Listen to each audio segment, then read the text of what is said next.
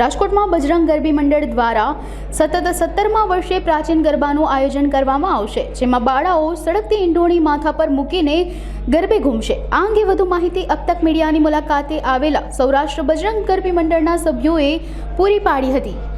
અમારે એક મહુડી ચોકડી ખાતે શ્રી બજરંગ ગરબી મંડળનું આયોજન કરી રહ્યા છીએ। 16 વર્ષ પૂર્ણ કરીને 17મા વર્ષમાં મંગલ પ્રવેશ કરે છે શ્રી બજરંગ ગરબી મંડળ। અમારા સૌરાષ્ટ્રનો એક પ્રખ્યાત રાસ કહેવામાં આવે છે, જે સળગતી ઈંઢોણી રાસ કહેવામાં આવે છે। છ બાળાઓ દ્વારા રાસ રજૂ કરવામાં આવે છે। હાથમાં 2 મસાલ, માથે ઈંઢોણી, ઈંઢોણી માથે ગરબો, ગરબા માથે ઈંઢોણી, આ બધું એક અગ્નિથી પ્રગટતું હોય છે।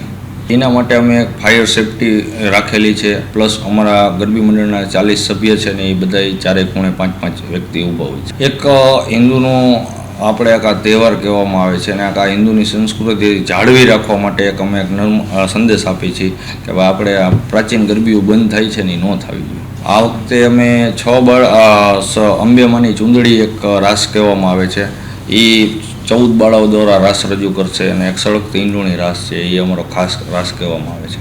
અમે ગરબી મંડળની બાળાઓ પાસેથી 2100 રૂપિયા ફી લઈ છીએ અને એક બાળાને અમે 9મા નોરતે 15,000 થી 17,000 રૂપિયાની લાણી આપી છે।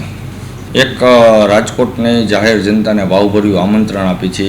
અમારો જે સળગતી ઈંઢોણીનો રાસ હોય છે 3જા, 6ઠા અને 9મા નોરતે રાત્રે 11:30 વાગે હોય, તો આ ભાવભર્યું આમંત્રણ આપી છે, આવો એકવાર રાસ જોવા।